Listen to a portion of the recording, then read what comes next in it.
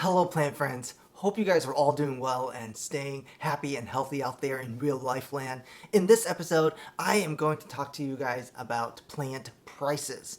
Plant prices have basically gone through the roof in the last year and maybe several years. First, let's talk about the drivers. Then we'll talk about what direction we're expecting these drivers that are influencing the plant prices for the next several years. And then lastly, I'm going to finish off by sharing with you guys my recommendations on buying or not buying plants. So, with the COVID-19 pandemic, the supply of rare and uncommon tropical plants has significantly decreased. And this decrease is predominantly due to decreased transportation. Importing plants is just really difficult, as a lot of the mailing routes between countries and the shipping routes between countries has been shut down, as basically countries close their borders. It's became really difficult to import plants. You either had to find some unorthodox way to do it, or shipping prices became just through the roof. So it became very impractical for the common or small collector to import plants from other countries, specifically Asia. I think that the larger importers who are the larger importers and resellers, the ones who are just buying hundreds of plants, they are more likely to be I think they're finding a way to do it, but it's really hard when you're only thinking about importing 5 to 10 plants at a time. That is really the major basically the major driver that's on the supply side, right? So decrease importation, decrease supply. The other major driver we got to look about is the increase in demand, and that comes from people just staying at home and finding other hobbies. So during the COVID-19, I'm sure there's lots of probably weaving or knitting, or basically a lot of these indoor hobbies are just oh, video gaming, right? Video gaming went up, baking went up, and then gardening, just increased in popularity and interest. So a lot of people, as they're, getting into indoor and outdoor gardening, are discovering, tropical plants and their beauty, and they're appreciating it. So a lot more people are aware of these amazing plants out there, and they're growing aware of our amazing community. But because there's more people and they want plants, it's really driving up the demand and thus driving up the prices. All right, so that explains the explosion of prices in 2020, and even now to 2021. But what do we expect in 2022 and going forward for the next few years? There's always going to be limited plants, right? But the supply, I think the supply is really gonna really open up once borders open up again, once shipping and flying and transporting stuff between countries becomes more readily available. Also, you have to consider that locally there has been a significant increase in who I term collector sellers, right? People in the hobby who have really amazing collections of their own, and they're growing it out and they're selling them. I think a lot of people are noticing this increase in plant prices, this decrease or this increase in demand, and also low supply. So they're revving up their production, or plants that they have available for sale. And also during this pandemic, guys, what do you think people are doing in or not everyone, but some people are doing in Asia, right? There are tons of people getting into the plant importing, or the plant exporting business in Asia. So lots of people are just getting these open spaces and growing plants. If you think about it, if basically anyone with a garden, or a garden space or a yard in Asia can realistically become a small exporter, right? They can have a small business side gig where they plant a lot of these aroids and tropical plants in their backyard, either get an exporter license, which I don't think that they actually do in Asia, but become familiar with the export process, and boom, like they have a side gig. So I think that we're going to have, an explosion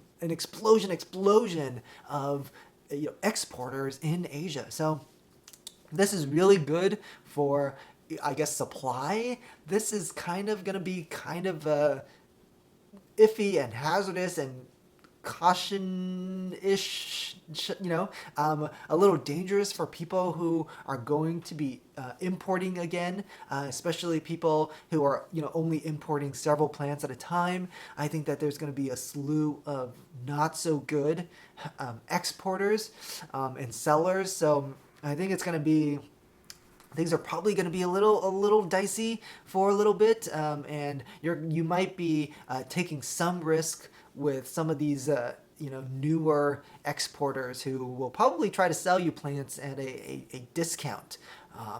So that's just my thought on the supply side. So overall, just really ramped up supply in the coming years due to intra-national collector sellers and also international exporters, suppliers, and sellers. And this is not even considering these, the big box stores, right? The big growing collectives or plant collectives and businesses and companies that are, supplying Home Depot or Lowe's or our local plant nurseries, right? Where I'm not even considering them. So I know that, they're going to be rolling out with plants, new plants as well. So, there's that. So moving forward to the demand side, is this ridiculous interest in tropical plants? Is it going to last? I really don't think it is. That's like asking, is baking, is sourdough making, is that going to last? Are people just going to keep making tons and tons of sourdough, at home? Is that going to last? The answer is that, like, I don't think it is. I don't think that I don't think that plants, having plants, owning plants, collecting plants, it's not like golf, right? Golf, you can buy a set of clubs, and you can play every day, or you can play once a week, you can play once a month, you can play once every 6 months or something, or maybe you can go years without playing, and that's okay. And plants, it's not like that, right? There are things you have to do for your plants regularly, right? There's work involved, there's effort, right? There's thoughtful consideration involved with the plant hobby. And I think that over the next couple years, as the world opens up again, people are going to travel more, and they're going to eat out more. They're going to, do more and spend more money on, like, entertainment. And yeah, I think that, where people are just going to try to get out there, live life, and be thankful that, they made it through the pandemic, and they're very excited to go back to normal things. So yeah, I think that that's gonna cause a reduced interest in plants and in this hobby that requires time and effort and resources. And if you think about it, as people are going to eat out more and they are going to travel more, that's going to decrease the amount of money and financial resources that they can use towards plants. So if they were thinking about, oh, maybe I'll buy this plant for several $100s, as the world opens up, maybe they'll instead spend that money on traveling or exploring. So I think that people are not going to allocate as much of their finances towards plants, but instead towards other hobbies and life experiences. So I don't think that this interest and this demand for gardening is going to last. I still think that overall this has been great for the hobby, as in, the pandemic has really, I guess, allowed people to at least think about or explore or know about indoor gardening and the depth and the variety of plants that are available. So I think that the appreciation is going to have a lasting impact. But this ridiculous demand, I see that that we're experiencing right now, I don't think that is going to last. So the last thing we're going to talk about is, what are my recommendations to, to you guys as buyers? Like, should you guys buy now or should you guys hold off? Let's talk about that. But before we do, I want to talk about our sponsor for this episode, Skillshare.